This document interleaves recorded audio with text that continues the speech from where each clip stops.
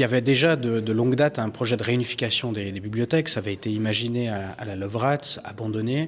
Et il y avait le projet de médiathèque du côté de Pertan, du parc Pertan. Pour toute une série de contraintes, on a dû abandonner ce projet. Et là, on pouvait soit dire qu'on doit construire un nouveau projet dans le long terme, ou saisir une opportunité. C'est ce que la municipalité a fait avec le départ de l'école Moser. L'idée, c'était d'au moins retrouver ce qu'on avait. Donc on est parti de l'idée qu'on avait 2 bibliothèques sur 2 sites différents adressés aux adultes d'un côté et au jeune public. Il fallait au moins qu'on retrouve ça.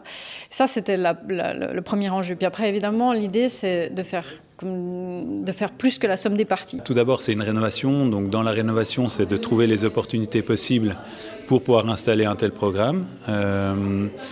De faire des choix qui nous permettent de ne pas reconstruire trop. Il faut savoir que les bibliothèques sont des lieux extrêmement fréquentés, qu'il y a plus de 60 000 personnes par an qui fréquentent les bibliothèques. Donc c'est des lieux extrêmement importants pour une ville, hyper rassembleurs, avec des générations différentes. Donc pour nous, c'est des projets qui sont essentiels parce qu'ils touchent toute la frange de la population nyonnaise. Le conseil communal était unanime pour soutenir ce préavis et cette demande de la municipalité. Et c'est assez logique parce qu'on voyait tout de suite tout ce qu'offrait le fait de réunir les bibliothèques et la ludothèque sur un seul lieu. Le fait qu'on ait les 2 bibliothèques réunies, c'est des synergies qui nous permettent d'étendre les horaires d'ouverture.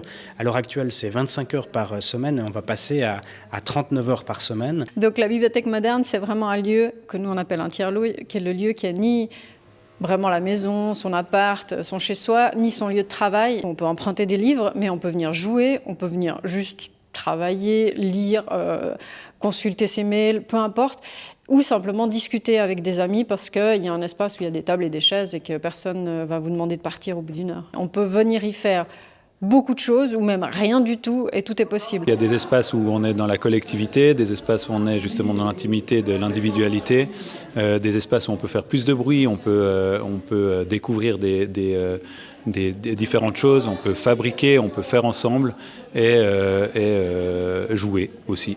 Alors l'inauguration, elle est prévue le 2 mai. Ce sera une longue journée avec toutes les heures des propositions pour vivre ce lieu. Ça commencera à 10h le matin, à 11h il y a évidemment la partie officielle et ça continuera jusqu'à au moins 9h, peut-être 10h le soir.